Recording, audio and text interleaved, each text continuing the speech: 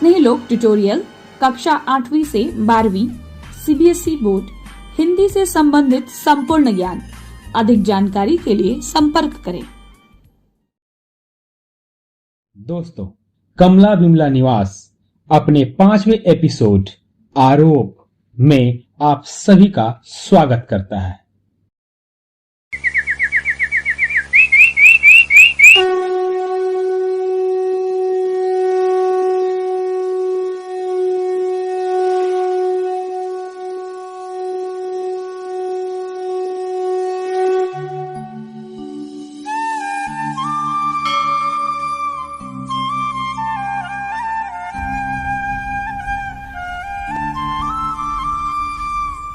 सियावर रामचंद्र की जय, पवन सुत हनुमान की जय। कहते हैं कि अगर सुबह की शुरुआत भगवान के नाम से हो तो पूरा दिन मंगलमय हो जाता है। आप सभी का कमला विमला निवास में स्वागत है। सुबह की ठंडी हवाओं में एक जादू सा होता है जो मन को तरोताजा कर देता है, और भजन से शरीर को ऊर्जा मिलती है। सुबह होते ही बच्चे बड़े सब अपने कामों में लग जाते हैं, और रोज की सुबह मैं यही कामना करता हूँ कि आज का दिन सामान्य हो, कोई भूचाल ना आए, कोई बवाल ना हो। मगर दिन खत्म होते होते कुछ ना कुछ हो ही जाता है। वैसे आज सब सामान्य सा प्रतीत हो रहा है। माँ पूजा पाठ करके रसोई के कार्यों में लग गई है। अंजू अपनी पढ़ाई में व्यस्त है। संजू अपने स्वभाव के अनुसार सबको तंग करने में खुश है। रेणु सरल मन से पाठ को समझने की कोशिश कर रही है। अमित कॉपी किताब सामने खोलकर कार्टून कुटुम खेल रहा है। पिताजी ऊपर के कमरे में अखबार पढ़ रहे हैं। सब अपने अपने कार्यों में व्यस्त हैं। किसी ने मेरी नीली वाली कलम देखी है? पापा की इस आवाज ने चारों बच्चों को अलर्ट मोड पर डाल दिया।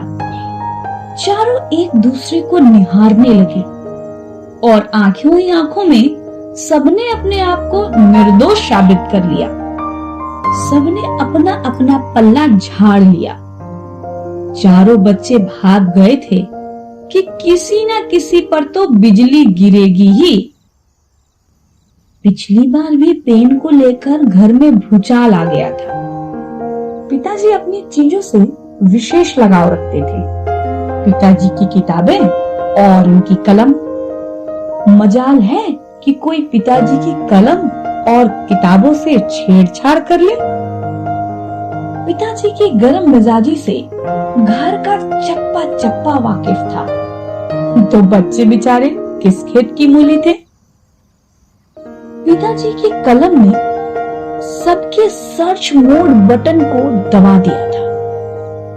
सभी कलम को ढूंढने में लगे थे। घर का चप्पा चप्पा खंगाला जा रहा था। जैसे जैसे पिताजी के काम पर जाने का समय नजदीक आ रहा था, सबकी धड़कनें तेज हो रही थी।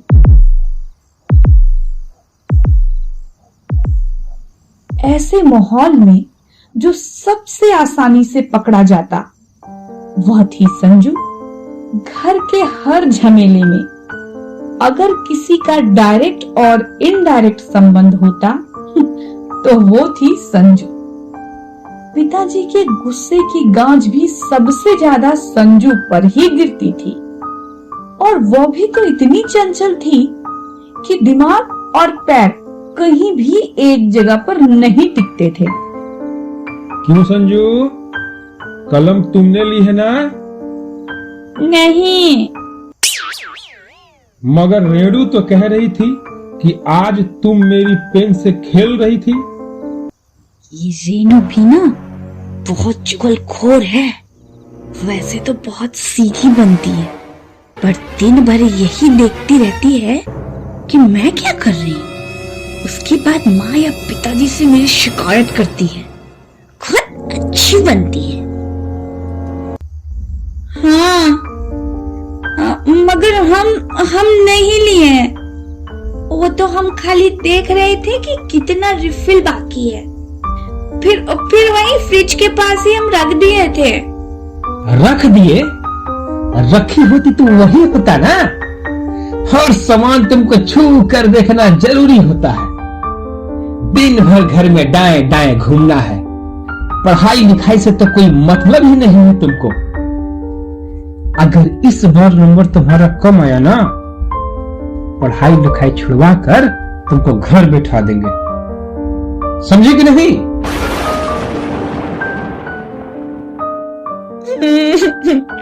दीदी का पेन का रिफिल खत्म हो गया था, उसी के पास होगा। अंजू, बेटा अंजू, मेरा पेन कहीं देखी हो? संजू कह रही थी कि तुम ली हो। हाँ पापा, लिए थे। मेरे पेन का ना रिफिल खत्म हो गया था। रात में दुकान भी बंद रहता है, तो थोड़ी देर के लिए लिया था, मगर रात में लिखकर फ्रिज पर ही रख दिया था। आज सुबह रेणु ना मम्मी से कुछ पूछ रही थी, तो मम्मी ने समझाने के लिए शायद पेन मांगा था। रेणु अपना पेन न देकर आपकी पेन दे दी थी वो। अजब बात है, तुम लोग के पास इतना सारा पेन पेंसिल है, मगर फिर भी। इन सब में संजू खुश है कि इस बार पापा की अदालत में वो बहुत जल्दी बरी हो गई, वरना पापा के सवाल पे सवाल खत्म होने का नाम ही न लेते और संजू कुछ भी न कह पाती। इसलिए वो चुप न रहती कि पापा से वो बहुत डरती थी, बल्कि इसलिए कि वो नहीं चाहती थी कि पापा कभी भी गलत साबित हो। कई बार वह अपनी भड़ास अपने आंसुओं द्वारा निकाल लेती थी, परंतु पलटकर जल्दी जवाब न देती थी। रेणु, ए रेणु, तुम पापा का पेन ली हो? दे दो जल्दी से, पापा गुस्सा कर रहे हैं। अरे माँ हमको पढ़ा रही थी। पढ़ाते पढ़ाते माँ सब्जी चलाने लगी और फिर हमको याद नहीं है। याद नहीं है मतलब? पढ़ा रही थी और याद भी नहीं है? बोले क्या पापा को? झूठ बोलोगी तुम? अरे नहीं, याद आ रहा। माँ ने सब्जी चलाते वक्त अपने जूड़े में खोस लिया था। इकरा तुम लोग खेल मचाई हो। घर में एक चीज भी जगह पर नहीं मिलती। घर में अनुशासन का माहौल ही खत्म होते जा रहा है। पिताजी के डांट से बच्चे और माँ ही नहीं, मैं भी डरता। कब किसको डांट पड़ जाए इस बात की कोई गारंटी नहीं। माँ, पापा का पेन नहीं है। पापा बहुत देर से ढूंढ रहे हैं। पेन? वो तो हम रेणु के पढ़ाई के बाद जुड़वा में खोस ले रहनी, और ओकरे बाद अमित उससे खेले लगल। हम मनो करनी के। ए अमित, तू ले हुए रे पापा का पेन? अरे नहीं मम्मी, हम जैसे ही लिए ना सूरज आ गया। बाहर खेलने को बुला रहा था, तो हम फ्रीजे पर रख कर चले गए।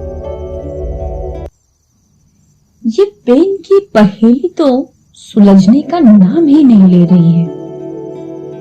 सारे बच्चे कटघरे में आकर बरी हो जा रहे हैं। आखिर ये मसला सुलझने का नाम ही नहीं ले रहा है। संजू, मुझे तो लगता है तुम्हारी ही शैतानी है। सब सामान इधर से उधर करना तुम्हें ही अच्छा लगता है? सच बताओ, नहीं तो आज बहुत पिटाई पड़ेगी। बोलोगी? नहीं तो देख थप्पड़। ये थप्पड़ से नहीं मानेगी। झूठ बोलने की इसकी आदत हो गई है। अगर आदत नहीं सुधारी जाती तो वह लत बन जाती है। अमित, मेरी छड़ी ले आओ जरा, छड़ी ले आओ।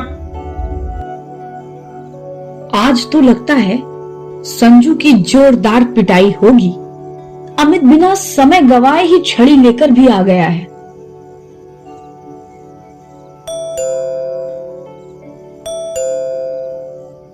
जी कहिए।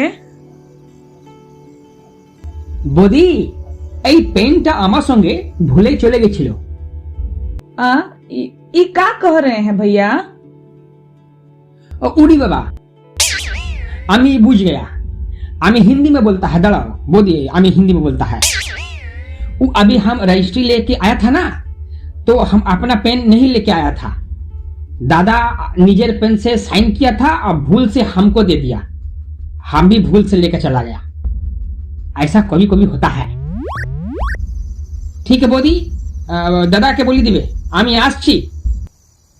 ए जी, वो डाकिया आया था, बोल रहा था ना कि हाँ हाँ, सुन लिए। बार बार दोहराने की जरूरत नहीं है। होता है, इसमें बड़ी बात क्या है? चलो चलो, सब अपना अपना काम करो। जब देखो तब ही। है, जाओ पढ़ाई करो। इसमें बड़ी बात क्या है? कितने आसानी से हम बड़े अपनी गलती को छोटा समझते हैं और उस गलती को हल्का कर देते हैं। वही बात जब दूसरे की होती है तो हम उसे तिल का ताड़ बना देते हैं। संजू तो आज बलि का बकरा बनते बनते रह गई। डाकिया का आना संजू के लिए वरदान साबित हुआ। लगता है आज हनुमान जी ने संजू की प्रार्थना स्वीकार कर ली थी। संजू ने चैन की सांस ली। सब अपने अपने कार्यों में व्यस्त हो गए। आज कमला विमला निवास में अमंगल होते होते रह गया, पर कल की गारंटी नहीं है, क्योंकि यहाँ सब मंगल है। बस वक्त हर वक्त मंगल नहीं रहता। धन्यवाद दोस्तों, आपको ये हमारा अंक कैसा लगा? कमेंट करके हमें जरूर बताएं। हमारे वीडियोस को शेयर करें। अगले अंक में हम आपसे बहुत जल्दी मुलाकात करेंगे। तब तक के लिए स्वस्थ रहें, मस्त रहें। धन्यवाद।